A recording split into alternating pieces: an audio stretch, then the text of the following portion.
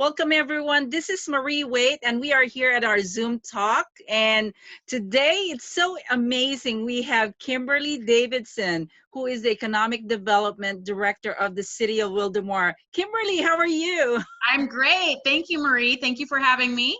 Yes, oh my gosh, it's been a long time since you and I have seen each other, and I'm so excited to talk to you. Thank you. I know that you and I met in the city of Murrieta when you were the economic development there, and then you moved to Corona as also in the economic department, right? Right, What was correct. your position in Corona when you moved there? In Corona, so in Murrieta, it was business development manager, and when I went to Corona, it was economic development manager. Not too much of a difference. My job has pretty much been the same at all three cities. So amazing. Just a little bit change in the title. That's all. Yeah, yeah. Well, how did it start for you before you got into the city of Murrieta?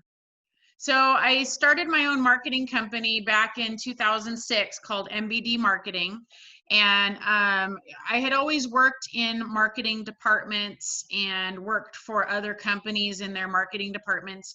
But I always had a passion. I could always see out there when I would be around town in Murrieta, I could see how some of the smaller businesses, what really caught my attention were some of the nail salons, in fact, that their menu boards and their marketing had typos and misspellings, mostly due to translation issues. And I just thought, someone really needs to be helping these people. They're obviously, a lot of the small businesses, like in that capacity, they're not in a area where they can hire big marketing firms. And really back then, if you think back to 2006, there wasn't a lot of home-based marketing firms going on, at least in this area. There were a few big marketing firms, but there wasn't really, at that time, there really wasn't anyone looking out for the little guy. And the more I was kind of around town noticing that, the more it just really struck me as someone needs to do something about this. So I quit the company that I was working for at that time, which was in Lake Elsinore in 2006, and kept them on as my first client. And I'm still very good friends with them to this day, but I kept them on as my first client, and I started a home-based marketing company called MBD Marketing, and just kind of joined everything right out of the gates from there. I joined the Murrieta Chamber. I got on every single committee that I possibly could, joined Professional Women's Roundtable. I mean, I just really joined kind of everything in that year. Wow. And I had my marketing company for about almost 3 years. And as we were heading into a recession, it was actually really starting to boom because a lot of larger companies were getting rid of their marketing departments. Unfortunately, that's one of the first thing that companies cut when times get bad, and it should be just the opposite. It should be the first thing that they invest in. But they didn't. And so a lot of them were cutting their marketing departments. So they were hiring me to complete projects that they couldn't complete because they had let their people go. So my business was really booming. But what I had found out was the City of Murrieta had posted a job opportunity, which was business development manager. And what really struck me was, and I had never had any inkling to work for a city government. I never, thought I would be a city government employee, any kind of government employee. Just that wasn't really in my 10-year plan. And I didn't know, I really didn't know that city governments hire marketing people. I didn't even know that was a possibility. But when the City of Murrieta had posted that particular job description, when I looked at the job description, it read almost like they had taken my resume and posted my resume. Wow. So I was kind of floored that it fit me perfectly like a glove. And so I thought, well, all right, maybe I'll try it. Around that same time too, I was finding that I'm not really cut out for a home-based business. I really enjoy being around people. I like being surrounded by people. And so, and I didn't know that about myself before I started my home-based business. I thought that was going to be the greatest thing ever, right? You stay in your pajamas all day. You can kind of, you've got the luxury of not having to worry about an 8 to 5 necessarily. You've got some flexibility. I thought that would be so great. And it was. There's pros and cons. But what I was really starting to realize around the time that I applied for the job in Murrieta is that I was really missing coworkers I Okay. was missing that interaction. I was missing feeling like I was part of a team, because when you're a sole proprietor, home-based business, where's the team, right? There's Yes. really no team unless you count your cats and your dogs and whoever else. But so it all kind of came together like a perfect storm that I thought, well, but here was the thing. I also wondered if I could go back and work for somebody again too, because I had been on my own for 3 years, and you do kind of Okay. get used to that as well.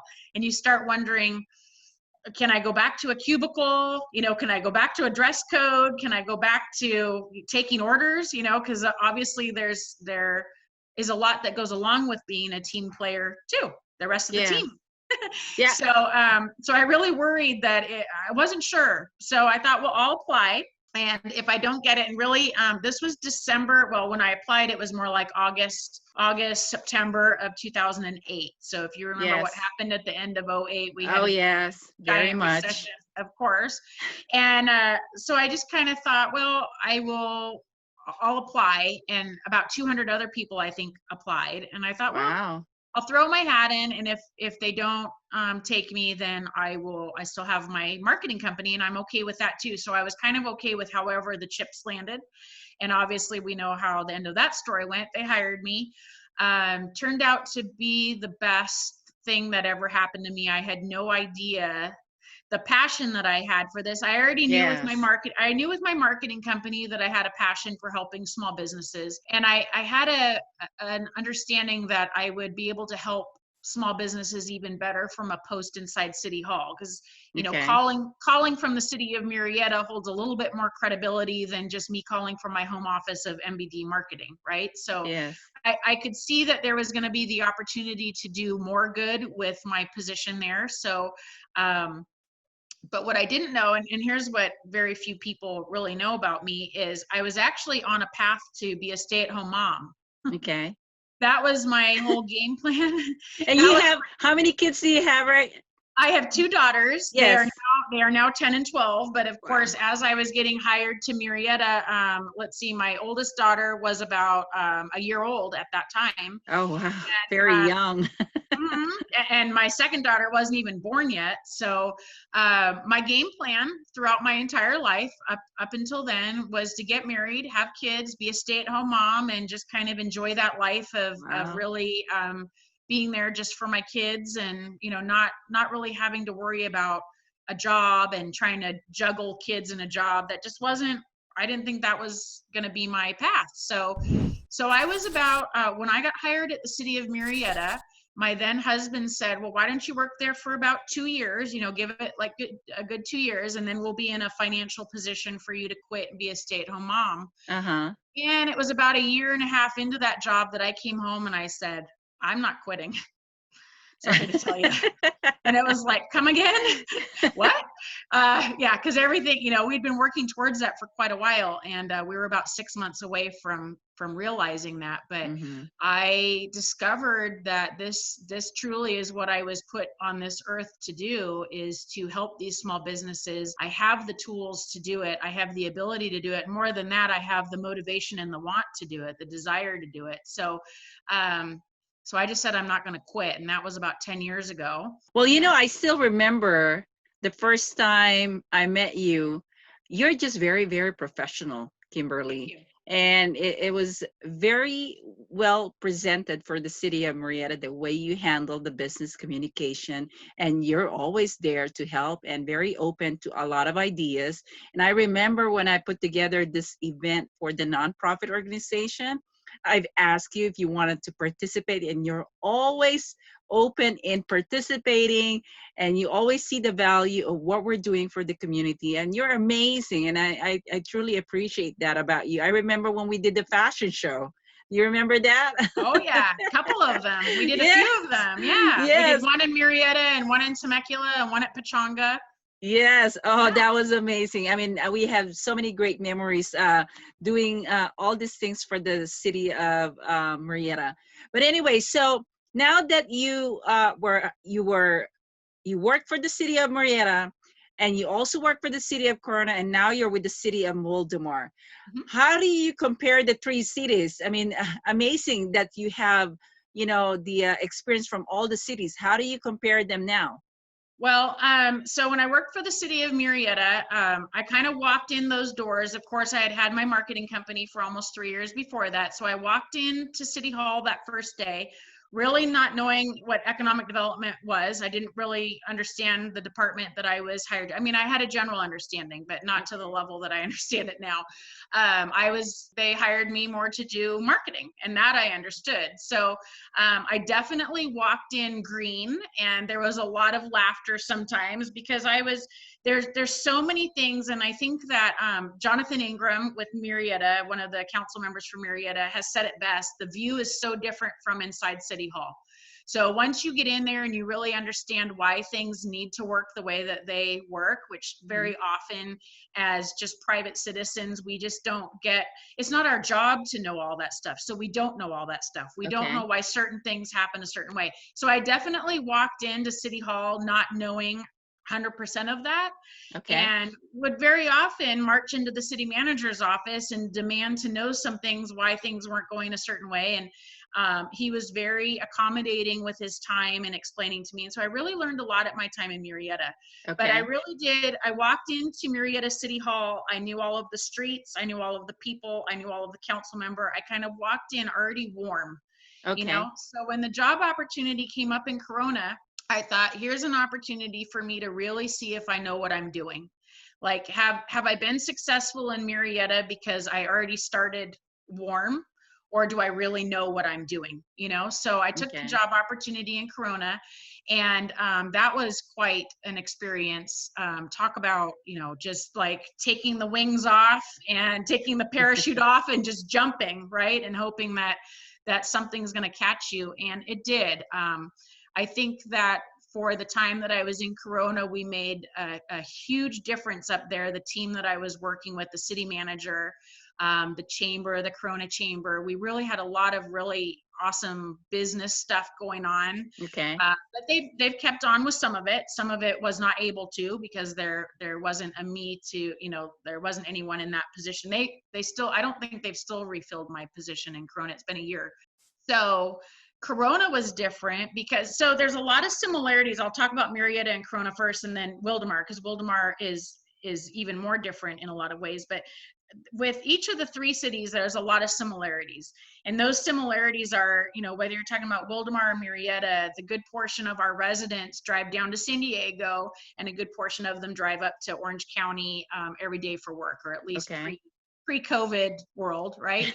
And so we lose a lot of our residents every day. In Corona, that's exactly the same scenario. It's just they lose the majority of their residents to Orange County every day. So the lunch crowd there is difficult to come by. Things kind of suffer around the community because of that, because you lose a good portion of your population every day that go and work outside of the city limits and even the county limits. And so what happens is, as many of you know, wherever you work, that's where you tend to do your dry cleaning. That's where you eat lunch. That's where you do a lot of your services, maybe even your, you know, nails and hair. And sometimes you try to mix that into your lunchtime, your gym. Very often we get those things going on closer to where we work and not so much closer to where we live, especially when you have to commute an hour, hour and a half to your job.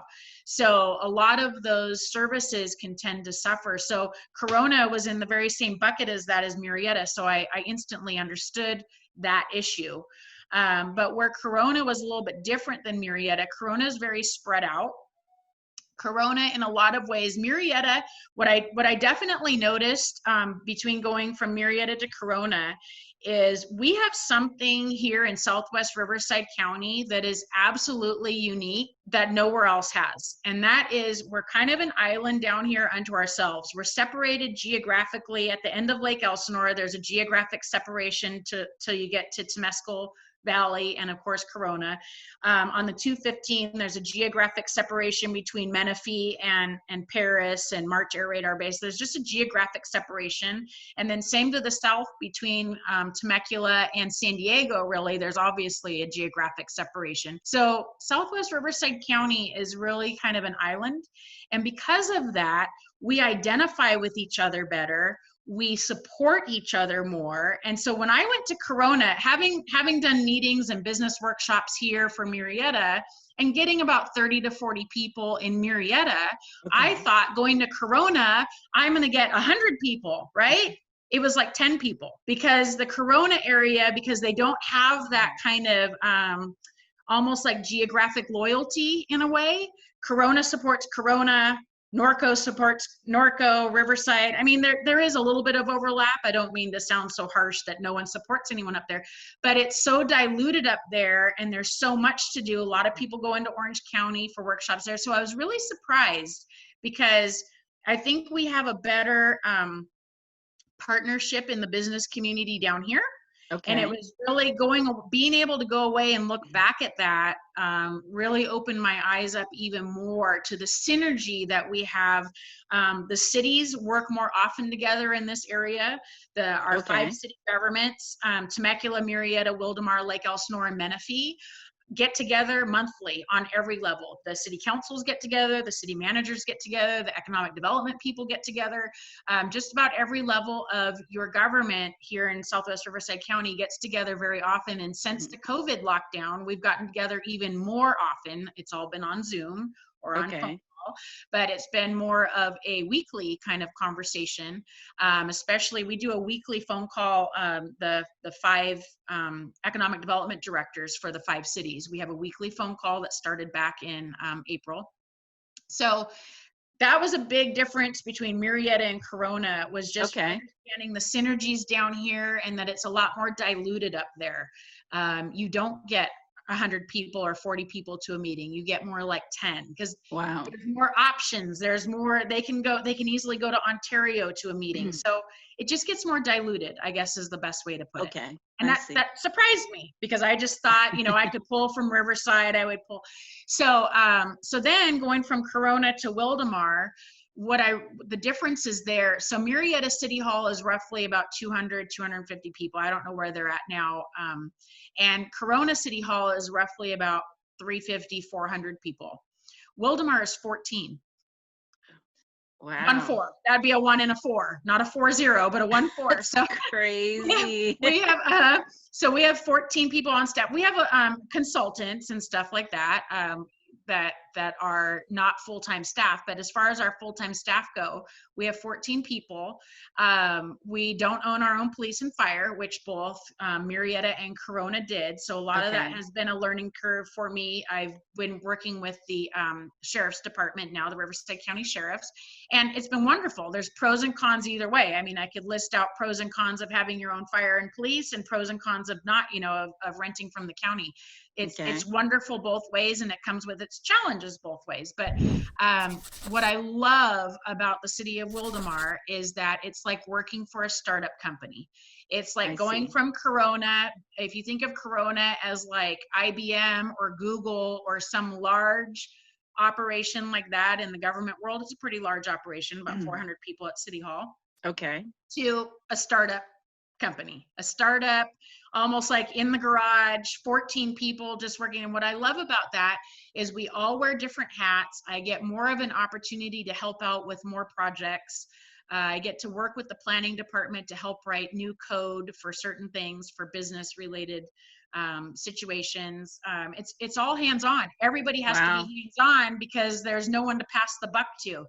And what I love about it too is if someone says, well, someone at the city of whatever told me I couldn't do this. Well, good luck finding that person in some of the larger cities, because everyone's like, what? I don't know who we talk to, In Wildomar, you can't say that, because it's really probably 3 people that you talk to, and we can, we're going to figure it out, because that's just the nature of working in a smaller team like that. There's nowhere to hide. There's no one to blame it on or whatever, right? So it's just a different type of environment. Just like it would be if you go from any kind of super large company down to a startup. It's everyone has to roll up their sleeves. Everyone has to take ownership of the situation.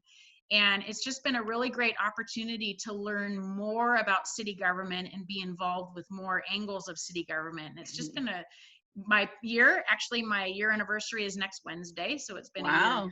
That's awesome. It's been a year now. Yep. It's been a really fun year, Okay. stymied a little bit by the COVID situation because we've all been working from home. And that's the other thing too. Wildomar is going to be a little bit, the Wildomar City Hall is going to be a little bit slower to open up because we have such a small staff. One good virus could wipe us out pretty quickly. So, and we have a few people on staff that are actually cancer survivors and have their own reasons why they need to stay a little bit more isolated, and the council and our city manager fully support that, want everyone to be healthy. So we're going to be a little bit slower to open up, whereas Murrieta and Temecula have already opened up. I'm not sure about Lake Elsinore, but we are mindful. We're always mindful of what our neighbors are doing and making sure that we're, keeping up. But in this respect, we just want to really make sure that everybody's safe. So it's just a different environment. To go from working with 400 people, there's lots of people at Corona City Hall that I never met, never had the opportunity to meet. Whereas when you work at a city hall with 14 people, you pretty much know them for sure. Right. You met them all the first day. It's like, and you remembered them all. You can remember 14 people. You can't remember 400, your first day. So well, let me ask you a question, Kimberly. So with the City of Wildomar, I've been there one time and I've attended some of their city council meetings, and it was pretty interesting because it is, it's similar to City of Murrieta, but there's things that are in terms of the projects and plans that they have, for some reason, there's more delay. And I am trying to understand what the difference between the two. But because it's a small, it's a startup, is that the way you're describing it? And is that what's still happening with all the programs and plans that you have for the City of Wildomar? Well, I don't know, unless you know of something that was specifically delayed. I'm not sure that there's been any delays. Is there anything in particular that you're this was way back, to be honest with you, and I don't even remember it anymore. But currently, what is the status with the plans for the City of Wildomar? Sure. So, and maybe I can speak to that a little bit from what I do know. So to give you a little bit of history of Wildomar, we're only about 12 years old. This July we will turn 12. Okay. So we incorporated in 2008, and again we know exactly what happened in 2008. Okay. So So right when the city incorporated in July of 2008, we landslided into our recession. Okay. And so really for the past 11 or so years of cityhood, the City of Wildomar has just been trying to stay alive, because right out of the gate, so the recession happened, and then the state of California took away redevelopment money. And then the state of California took away VLF fees. The state of California took away a lot of funding arms that help to provide revenue for cities to do things with. Okay. And the state just arbitrarily really went in and stole it. And a lawsuit was formed. We ended up getting some of that money back. We ended up getting a lot of, along with Menifee, they almost killed Menifee too. A lot of the brand new startup cities almost got decimated right out of the gates there. Menifee was one of the other ones as well. Because the state of California went in and took the money. They didn't ask. They didn't, warn. They didn't warn or ask. They went in and took.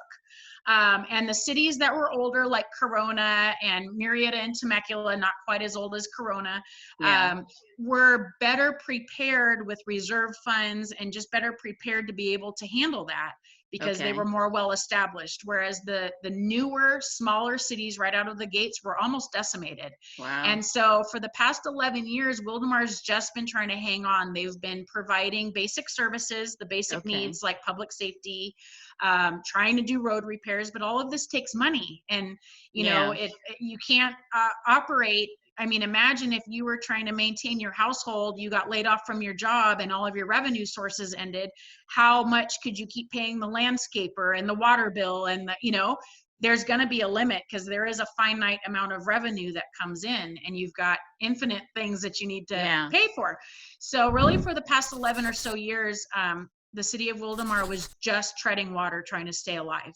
Okay. And it was just before they hired me, so a little over a year ago, they did receive this. The cities won their lawsuit. I don't know all of the little details in regards to this, but to summarize, the cities won their lawsuit against the state of California, and the state of California had to give those VLF fees back. Oh, good. Mhm. That is So, awesome. right. So once that happened, and then the other thing that happened in Wildemar a little over a year ago is we passed a measure, as most cities did in this area. We passed a Measure AA fund, is what it's called. In Murrieta, it's called the Measure T, but it Okay. was a 1% sales tax on top of the sales tax that you already pay, which goes directly to that city that you're in. So in Murrieta, it's called the Measure T tax, and that's a 1% that goes directly to City Hall there. And in Wildemar, it's called the Measure AA tax. And so that obviously provided another revenue stream for the city that allows us to do things. You have to have revenue to do things. And so that was how they hired me. And so for the first time ever, starting a year ago, the City of Wildomar has an economic development department. Okay. So what's the total population in the city of Wildomar right now? It's 37,000. 37,000. Are you planning to open up more land development in the city of Wildomar? So there's certain, as every city has a zoning map that was created and adopted, usually when they become a city. I think is when we inherited a lot from the county too. We took over a lot of our zoning from the county of Riverside because we were kind of the last frontier, which Wildomar loves. Wildomar, you can see my City of Wildomar logo up there, has 3 cowboys in it. And it was also founded by, here's a little known fact, I think. It was founded by 3 people, which is what the name is made up of. William, Donald, and Margaret. Oh, cool. So, that's how it is. That's your Wildomar. It's William, Donald, and Margaret. And that's why we have the 3 cowboys there that you can see in our city seal. Wildomar does a little bit like Norco, does fancy itself kind of the last frontier, cowboy land, that sort of thing. So we have a zoning map that does allow for more residential, but and we're looking to get those residential areas built out. So certainly if there's any residential developers that might be listening to this VCast once it's posted, please contact me. We have some prime residential areas that we would love to see developed with the right type of property. What does that mean? Well, depending on what area you're looking at, some of it is 1 acre lots, some of it's just different. So you have like a land for at least about 100 to 200 homes that we can entitle? I would think so. I don't, residential is not totally my area, but like I said, because we're a small staff, everything's everyone's area. But certainly what you should do if you are interested in this is send me an email, and I'm sure Marie will put up my contact information, or I can share that toward the end. Send me an email, let me know what you're looking to do, and then I can work with my team to figure out where we would like to see that best and where you're going to have the best success for council to back it and for it to get backed by the Planning Commission as well. So but yes, we do have it. So how long do you think the entitlement process in your city? That it's hard to say because it kind of depends on where it's at the current moment. Every thing is different. There's some properties that already have entitlements on them. And then there's some. What's the average? What's the average time frame for getting the entitlement approved? Oh, I don't know. But the rule of thumb that we've been using for like a conditional use permit is about 6 months. Okay. But see, the great thing that you get by working with the City of Wildomar is we're such a small team. Like I said, if you have a time hurdle that you're trying to work with, just let us know that, and we'll do what we can to work within that challenge. Okay. Well, I definitely can send somebody to you, Kimberly.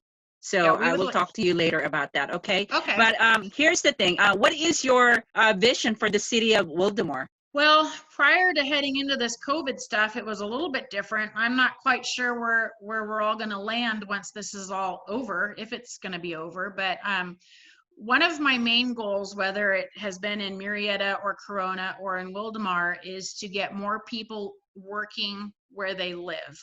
Okay. We're all tired of the traffic.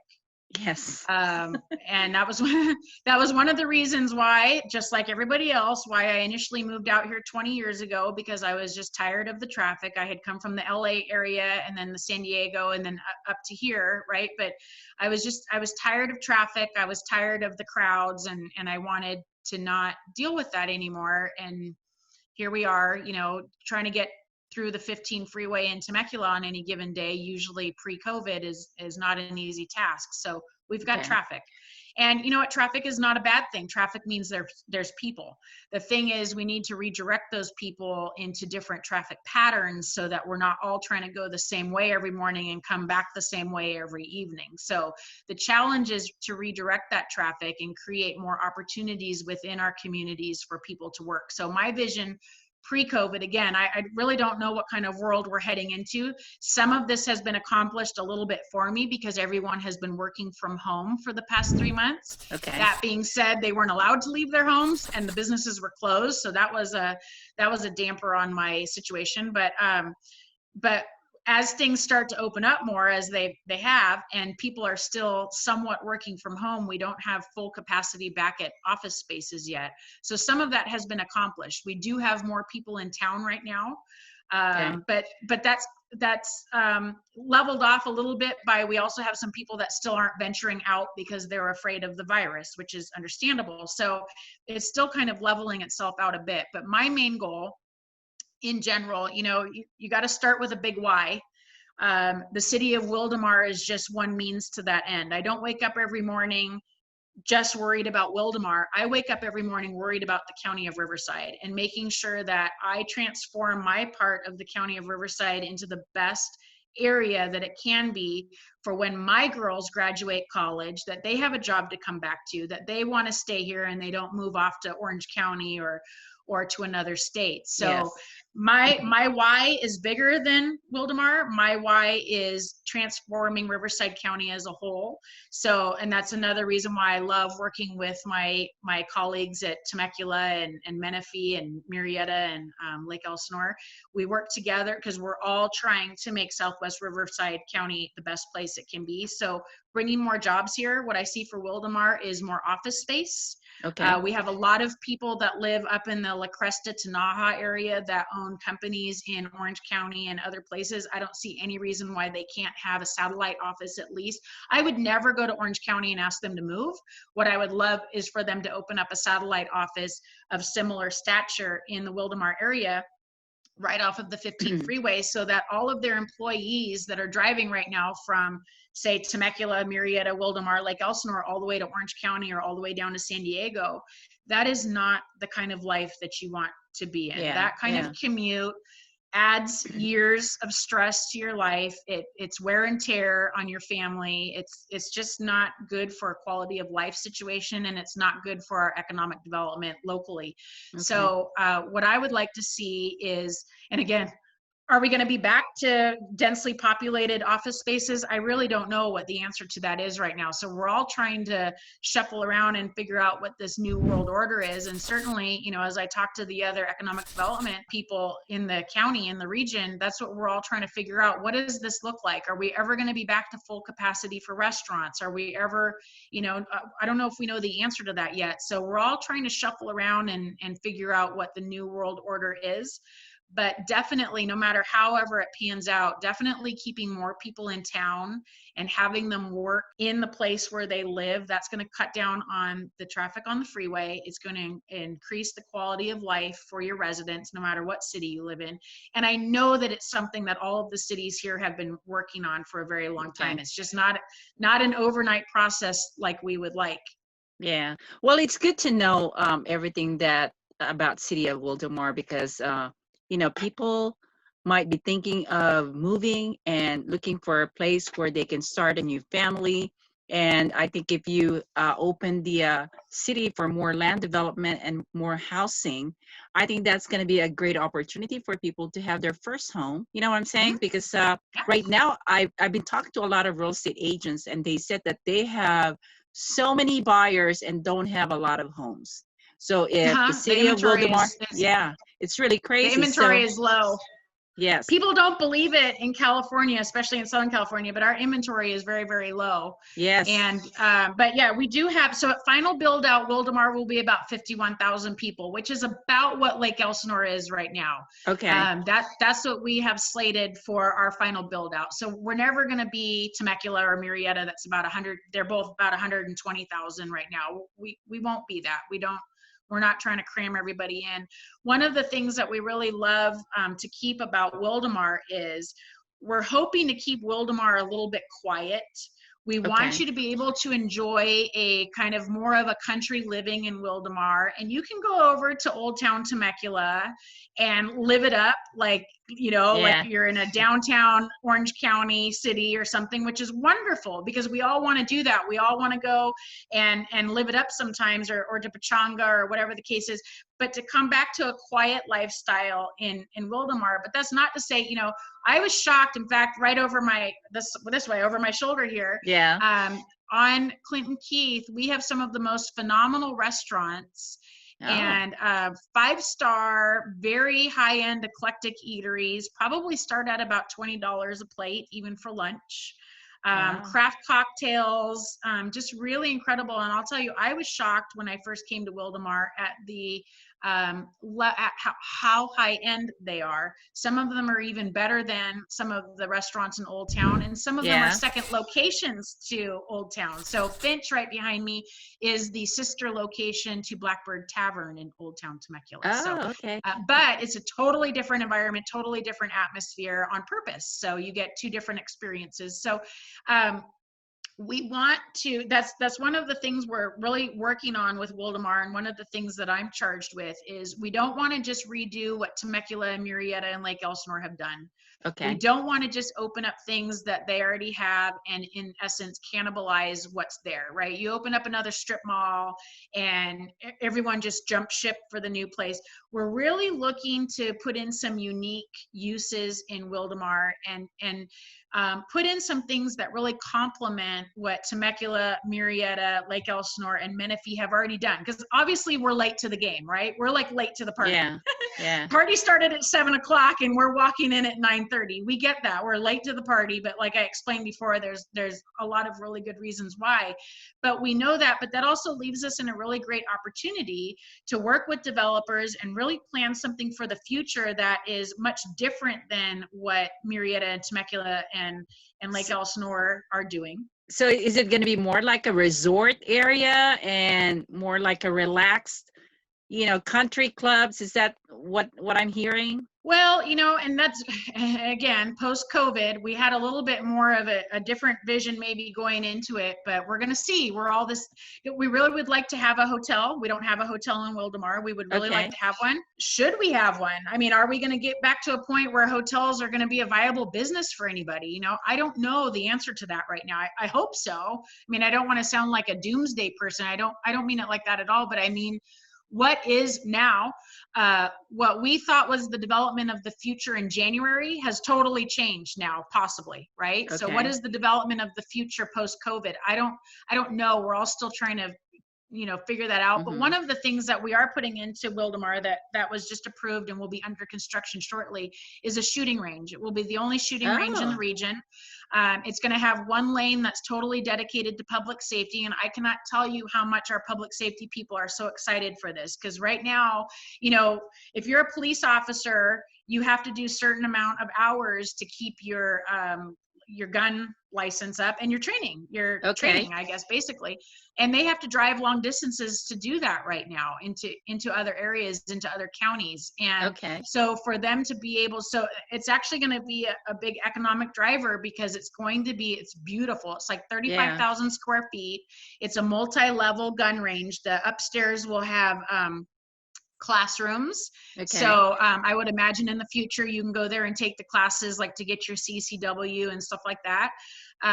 So it's going to have a regional draw because as these public safety people come from all over the county to utilize the gun range there for their certifications and whatnot, they're most likely going to stop at Finch. I keep doing it the other way. Stop at Finch and get some lunch, right? They're going to hopefully fill up their gas tank on their way there. There will be a retail component to that gun range as well. So we're really looking forward to that. Now that's something different. That's not something Lake Elsinore and than Murrieta and Temecula have. Yeah. So that provides us a little bit different angle. Totally goes with our Wild West attitude that we have in Wildomar. And so we're really looking forward to that. And they're still underway. There's been some question about that because of the COVID stuff. Are they still coming? Are they still underway? Yes, they are. They're going through their permitting process and they're getting all of the stuff done for that. Wow, So we should see some construction starting on that shortly. Okay. Well, you know, it kind of reminded me when I went to Cleveland, Ohio, and they have this, they are known for bringing all the horses in there. So, and that was the draw for that town. Oh, no, it wasn't in Cleveland, Ohio. It was actually in Florida. I'm sorry, in Florida. So, because we drove to from Jacksonville to Miami, and there's the town where we had friends, and they were telling us that their draw was the horses, and it's like every year they come over there. So for you guys, it will be the shooting range. That's going to be awesome, and I think that will be a good draw and good attraction for the city. That's amazing. Yeah. Yes, and that will be a start. We're still working on it. Like I said earlier, City of Wildomar it's going to be 12 years old.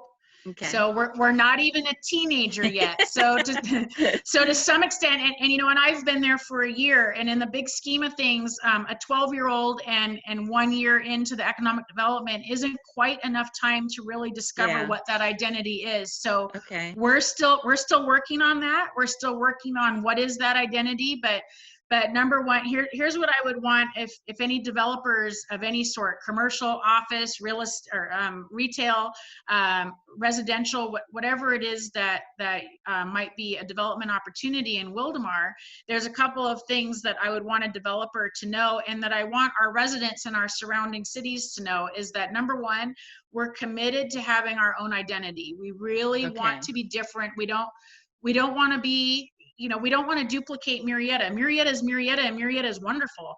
Temecula is Temecula, and Temecula is wonderful. We're not going to duplicate that in Wildomar. We want to be Wildomar, and we are wonderful. So we're going to be looking for those opportunities that complement but don't duplicate what's already going on in the other cities to the extent we can. Okay, we still need dry cleaners. We still, you know, there are still normal services that we do have to have. But I mean, you can see behind me, we've got Finch, we've got Bean, we've actually got a lot of mom and pop restaurants and eateries in Wildomar that make Wildomar very unique. The other thing that I would like everyone to know is that when you're looking at, like I said earlier, our zoning map, we inherited a lot of that from the County of Riverside. And we haven't had really the ability, it takes a lot of funds and resources to go in and completely redo that, to do a general plan amendment. We haven't really done that. So we're doing it sort of more on a case-by-case basis. Okay. So if you're looking at a piece of land in the City of Wildomar, now most likely we're not going to take something zoned for commercial and turn it to residential. It's probably not going to go that way. And it might not go the other way either. We have to look at what's surrounding it and see what makes sense. Well, but if a agricultural lands, I'm sure, will be the attraction for the land developments, right? Well, possibly. There's a lot of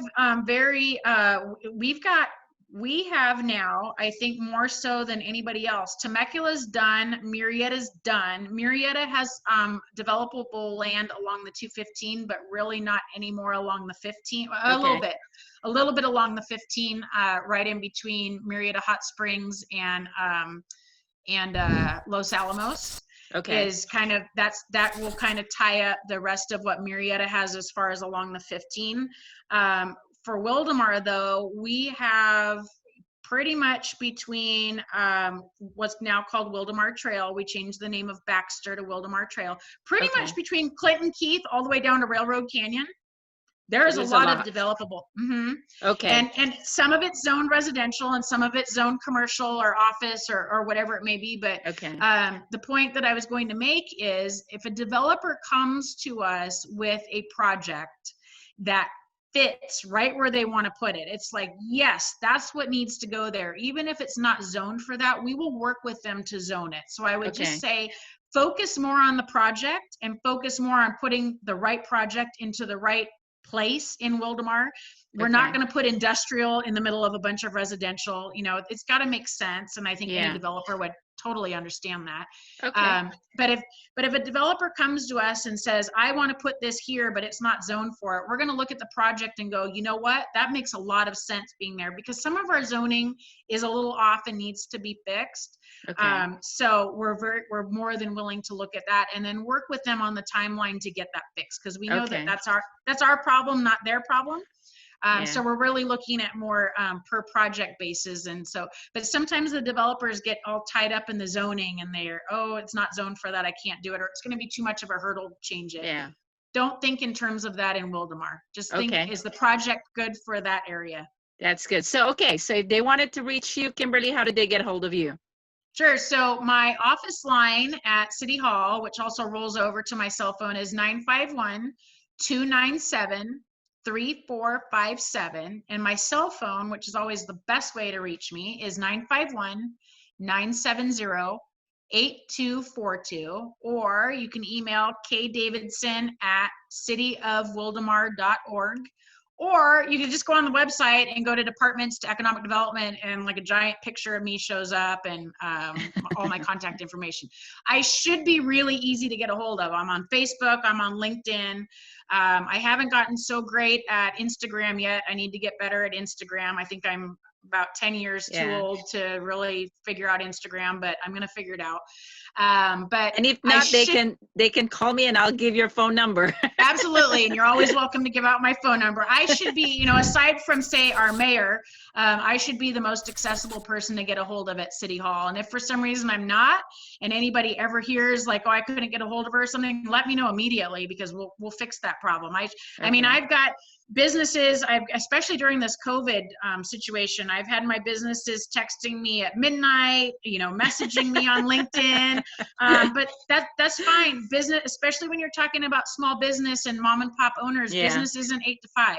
You know, this is their life, this is their livelihood, this is how they feed their family. So I answer the phone any time of day. So well, that's good. This video, I'm hoping that, you know, it will reach a lot of people and that they can get a hold of you. So for all of you out there watching this video, make sure to get a hold of Kimberly, because it looks like there's so many opportunities in the city of Wildomar. And Kimberly is such an amazing person, very professional to work with. And she is, you know, she finds solutions to anything that you are having a challenge with, and she'll be very, very helpful to help you. I know her. She's helped me in so many of the things that I brought to her attention. And again, she is amazing to work with. Anyway, Kimberly, thank you so much for all the information. That is incredible. And I will definitely send you someone. I'll talk to you after our recording, but I definitely have someone for you. And again, enjoy your family, enjoy your business connections, and thank you again. I hope we can book this again for another time. Okay? Absolutely. Thank you, Marie, and go Wildomar. Yes.